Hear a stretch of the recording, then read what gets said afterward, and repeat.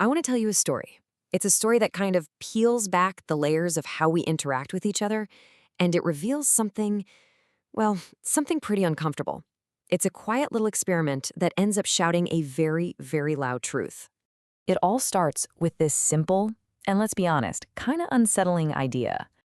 And it just keeps building on that, suggesting that what we see on the surface, it's rarely the full story.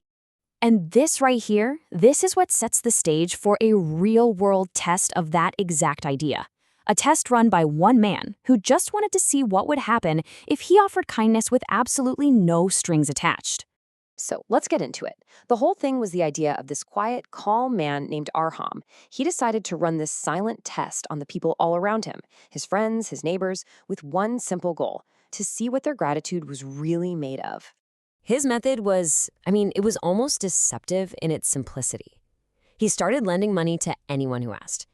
No contracts, no deadlines, no pressure. Just a simple, hey, pay me back whenever you can. But here's the key. The whole time, he was watching. He was listening, and he was writing everything down. And at first, everything went just like you'd hope it would. Arham was the hero. He was celebrated, seen as this pillar of the community, a genuinely good guy in a world that doesn't seem to have many left. But, and this is a big but, a huge gap started to open up between what people were saying and what they were actually doing. To his face, the praise was endless. He was generous. He was like a brother. But behind the scenes, the money wasn't coming back. In fact, it was being spent on luxuries, and all he got were excuse after excuse. That mask of gratitude, it was on tight. Okay, so this is where things really take a turn.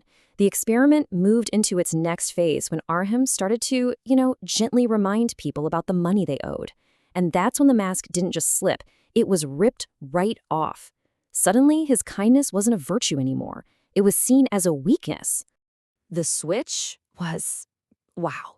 It was fast and it was brutal. The very same people who praised him started avoiding him on the street. The whispers started. He wasn't a good person anymore. He was a greedy fool. They even twisted the whole story, calling him a loan shark just to make themselves feel better. His generosity was now literally a punchline.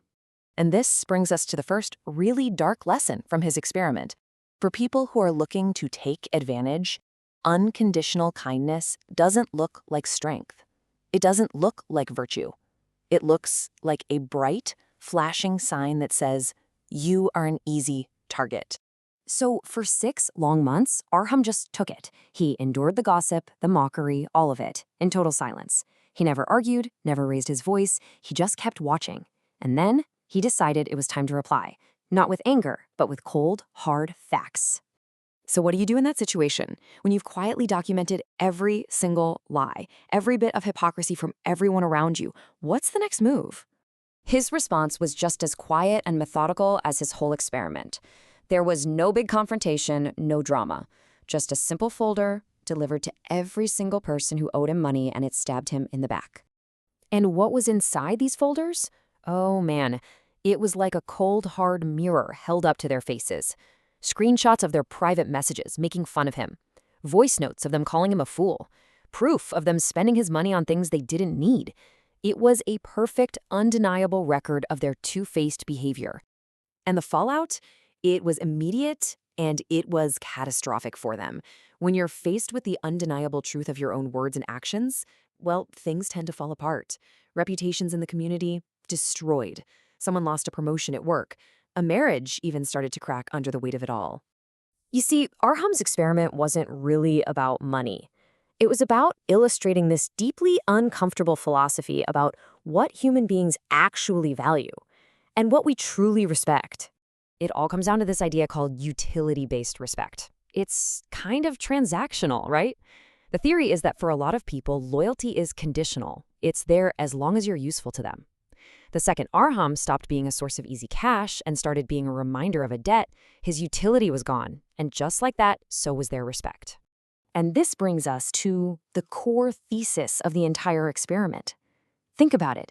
It wasn't Arham's kindness that finally got a result.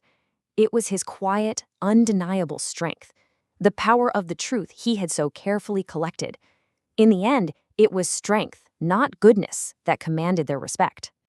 And so this whole story leaves us with a pretty tough question to chew on, one to think about in our own lives.